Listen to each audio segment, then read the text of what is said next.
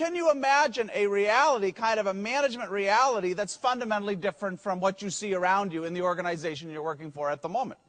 Could you imagine, for example, could you imagine a situation or imagine an environment in which employees rate their bosses, and all those ratings are available online to anybody across the organization, where your strategy and direction is not set by a few people at the top, but you literally invite thousands of outsiders to help you craft your strategy, craft your vision, where there are no titles, no hierarchy whatsoever.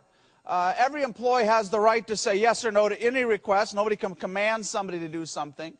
You have no kind of expense controls in a formal way. Every employee's salary is published, every manager's salary, and all that information is free to all.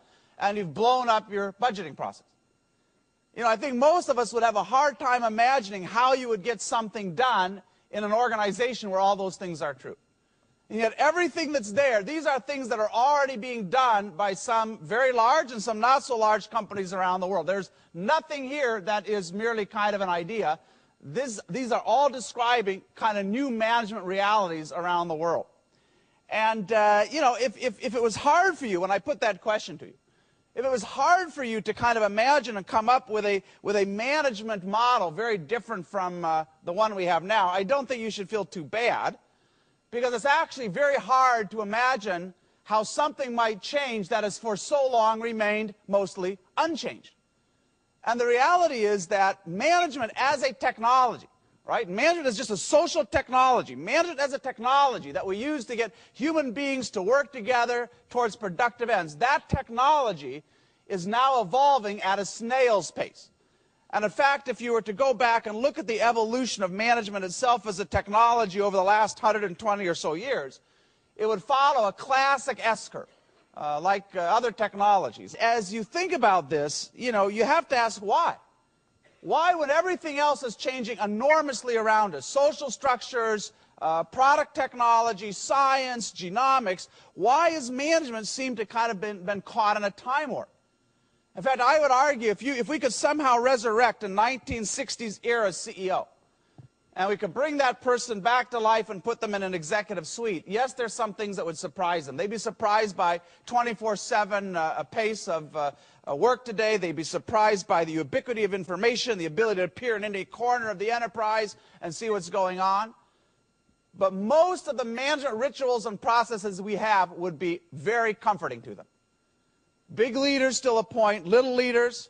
The big decisions are still made by people with big titles and big salaries. Strategy making is still mostly a top-down process. Budgeting and performance review works like it has pretty much for 100 years. So the question is why?